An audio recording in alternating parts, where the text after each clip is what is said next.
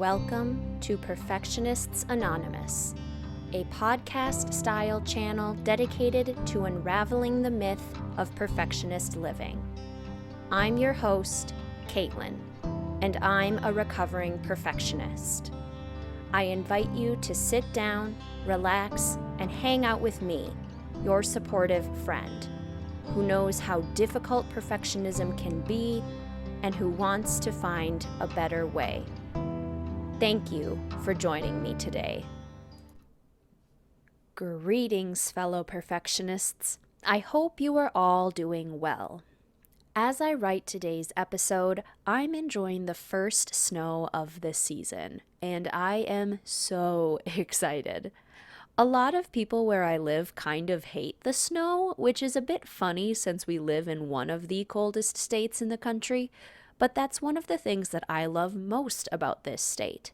Seeing the sparkling snow outside, sitting gently in the freshly fallen leaves, makes me feel warm and fuzzy in a way that few other things can. And beyond that, there is something so incredibly special about the sound of a nighttime snow. Or perhaps it would be better to say the lack of sound. The snow provides a cushion in the air and on the ground that literally dampens everything. Plus, people are more likely to be inside where it's warm, so you can step outside on a cold, snowy night and experience the most beautiful, rare silence. It's one of my favorite things, even though I know that snow for many other people is nothing more than an annoyance. Which brings me to the core of today's episode. Every single person on this planet has different opinions, views, experiences, upbringings, priorities, etc. No matter how similar you are to some people, no human existence is the same as another, which means that we all will, inevitably, have to communicate at some point in time about those differences, no matter how close or related we are. This is the biggest reason that I think people sometimes get stressed out around the holidays. This episode is posting during the week of Thanksgiving here in the States, which I personally celebrate as well as Christmas. However, this episode is not exclusive to any particular holiday, because I think a lot of the same thought errors can come up for us at any holiday celebration or special gathering of family and friends. A thought error is essentially a thought that your brain comes up with and that you genuinely believe to be true in the moment, even though there are actually multiple possible other interpretations. Thought errors are completely normal and very human. They're protective thoughts that pop into our brains when we need to make quick decisions, like when we're stressed or in the midst of a conflict or heightened interaction. Thought errors can be helpful in these moments, but humans, and especially those of us with perfectionistic tendencies, can sometimes glom on to thought errors with a particular veracity, possibly because we're pretty much always stressed and on the lookout for potential problems to resolve in the first place. So how do holidays and thought errors relate? Holidays often, though not always, involve social gatherings with one's closest circles, family and sometimes friends. For the sake of this episode, to keep things more narrow and hopefully focused, I'm going to be using the lens of family gatherings, but feel free to fill in any unrelatable information with situations that make more sense for you. Anyway, for better or worse, we all have thoughts about the people who will be attending these gatherings, based on past experiences and stories we've heard from other family members. Examples are likely the kinds of things that you've seen in movies, memes, or on sitcom TV shows. Oh boy, my mother-in-law is going to criticize my cooking just like she always does. Or, oh boy, Uncle Craig is going to go on one of his political rants again and it's going to be so painful to listen to. Or, ugh, my cousin Christine is going to talk all night about how she doesn't eat bread now and her whole life has changed and I'm going to have to feel horrible about myself each time I grab a roll. These kinds of familial conflicts are basically the central plots of most holiday TV specials. It's perfectly normal and okay to have thoughts about the people in our life, especially people that we've accumulated a lot of thoughts about over repeated exposures and experiences. It makes sense that our brains do this because our brains like to categorize things to make our abilities to make decisions and judgments way easier and efficient. Your mother-in-law has criticized your cooking several times before, so now your brain thinks of her as a critical person who is always going to judge your cooking. Now you're prepared for the situation, right? Well, sort of. While it's perfectly normal and okay to have thoughts about the people in our life, we also have a major tendency to make those thoughts mean something big and important about ourselves and them. According to brains, our hypothetical mother-in-law in this scenario is now a critical and judgmental person, which matters because it means she's a mean and bad person who makes you feel horrible about yourself because you secretly believe her that you're a bad cook. It's the story that we tell that matters, and we all do this all the time. And I think we do it especially at holiday gatherings because everyone is all together in one place. The family members you have positive stories about and enjoy spending time with, the family members you have negative stories about and loathe spending time with, and the family members that you have neutral stories about and are just fine spending time with. You know who is who. We don't worry about spending time with people at the holidays who are less likely to make us have negative thoughts. The family members who we get along with most of the time, see eye to eye with most of the time, and who generally seem to get you. We do worry about spending time with people at the holidays who are more likely to make us have negative thoughts. That's essentially why we are likely to get stressed out at the holidays.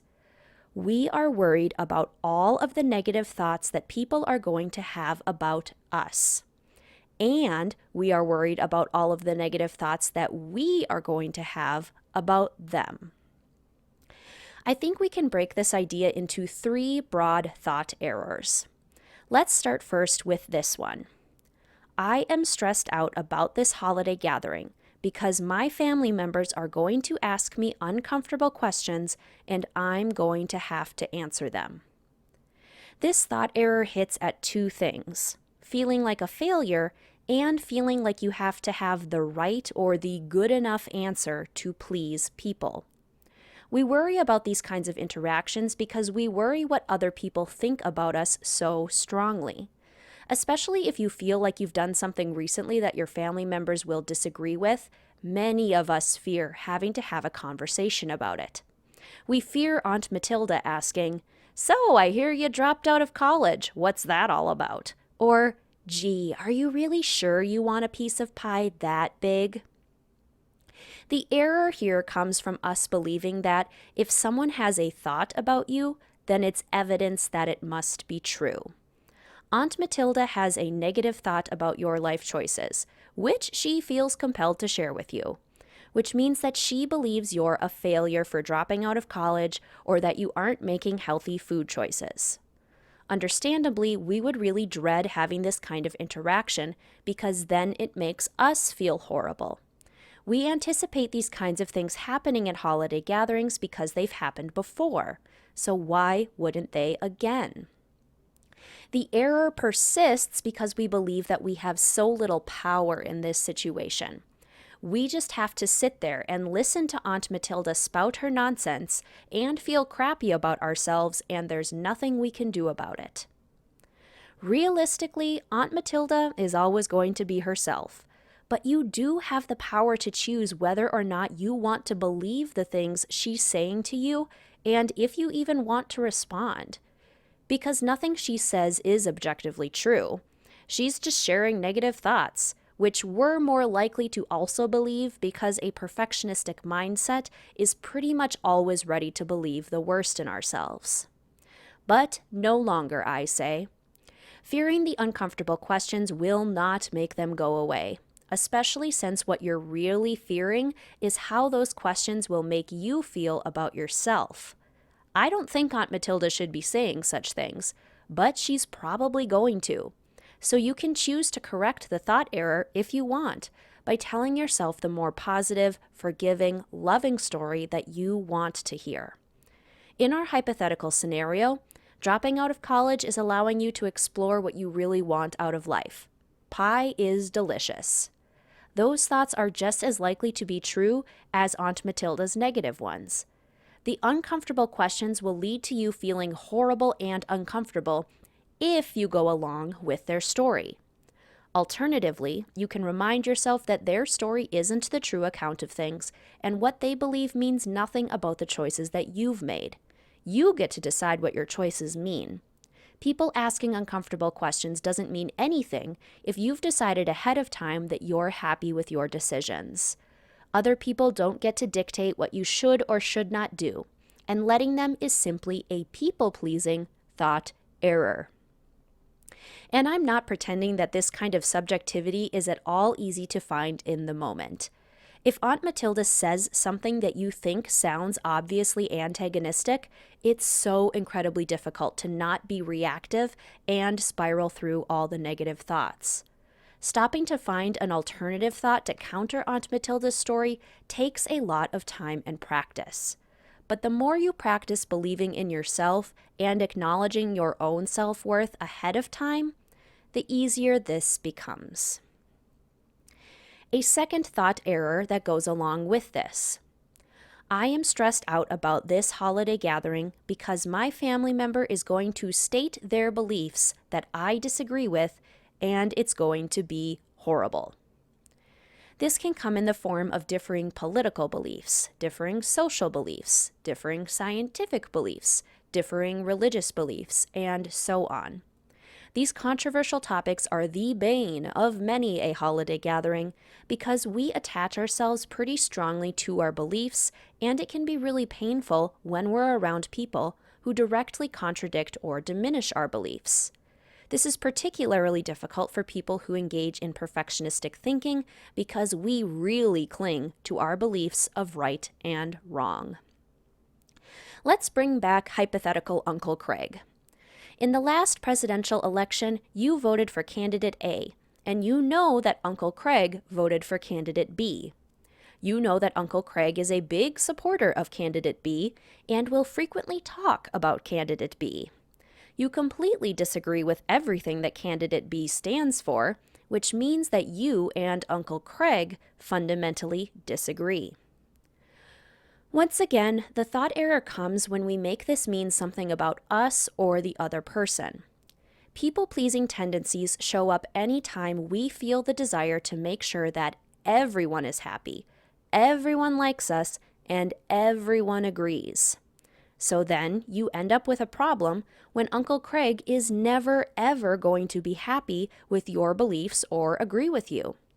Just talking to Uncle Craig at all is agonizing.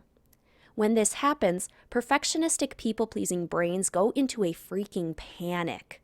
We want the person to like us, but we also want to hold on to our beliefs because they're important to us. This is a recipe for stress because you can't possibly do both. And really, you never can.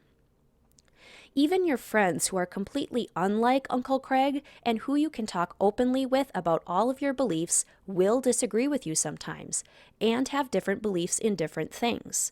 We can never make other people happy 100% of the time, and we can never avoid people disagreeing with us at least some of the time.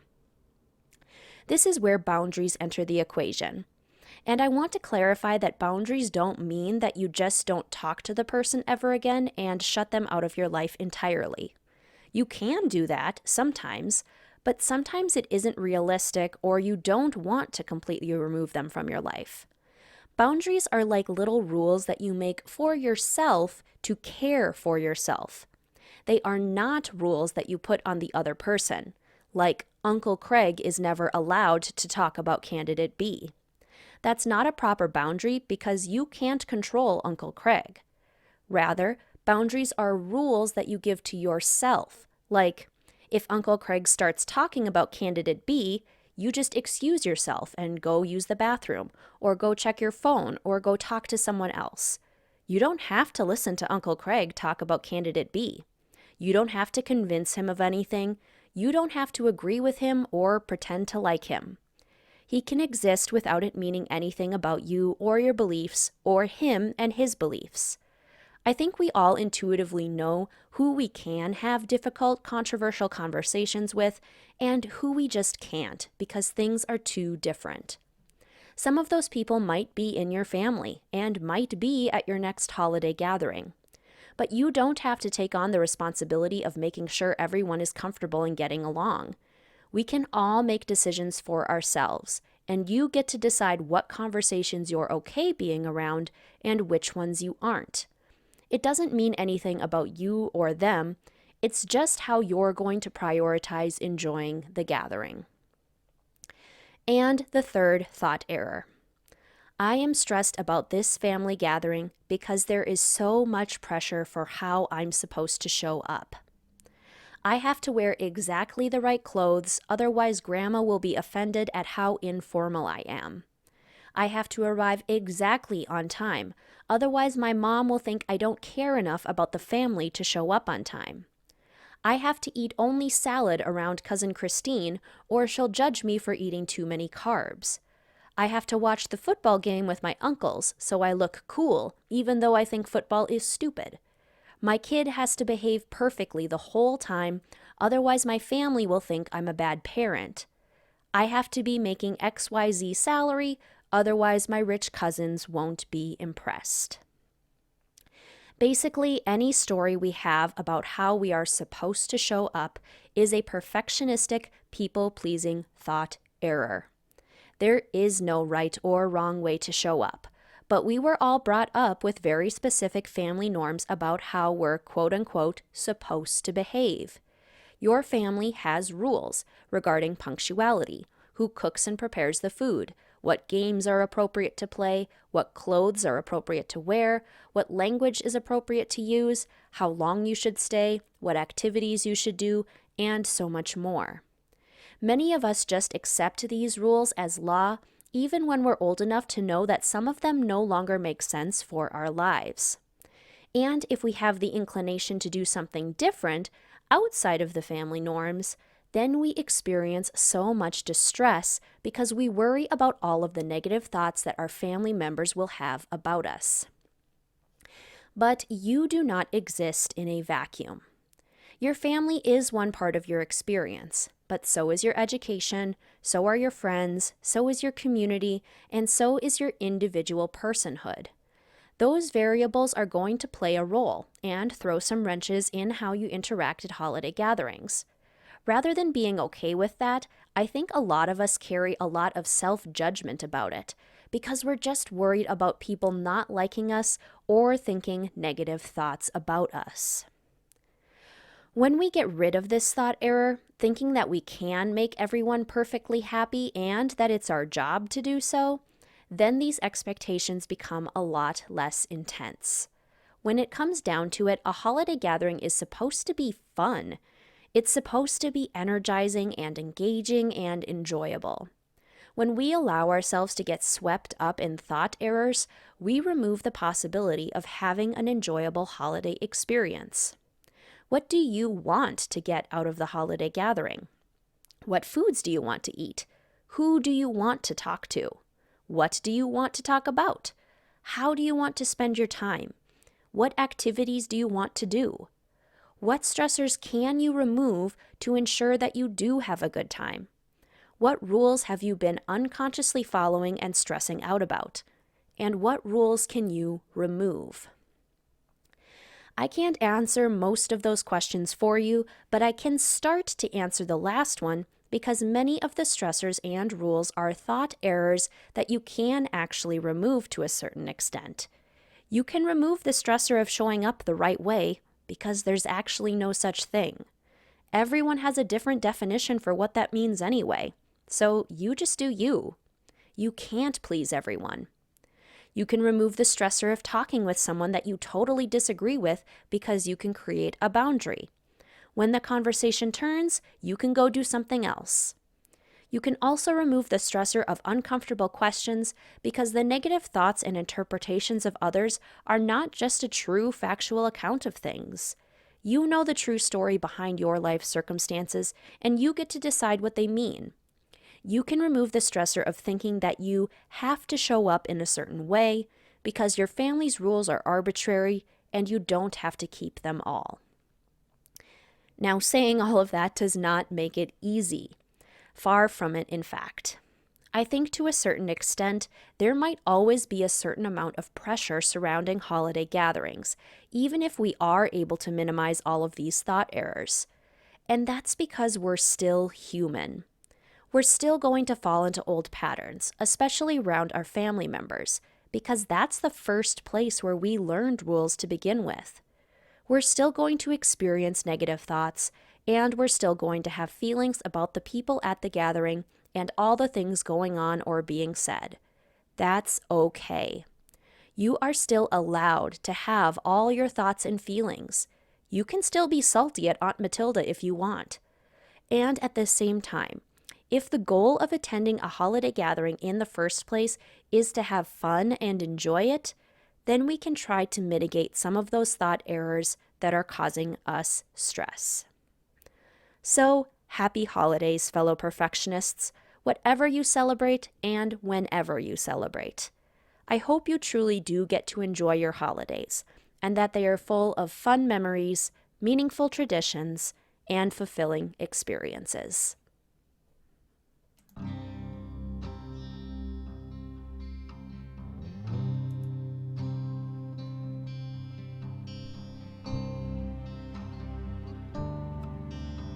Thank you for listening today, fellow perfectionists. I hope you enjoyed this episode. If you did, please feel free to like, comment, subscribe, and hit that notification bell for more perfectionism-related content and to help the channel grow. If these episodes are resonating with you and you think they might resonate with others, please feel free to share it as well. Until next time, fellow perfectionists.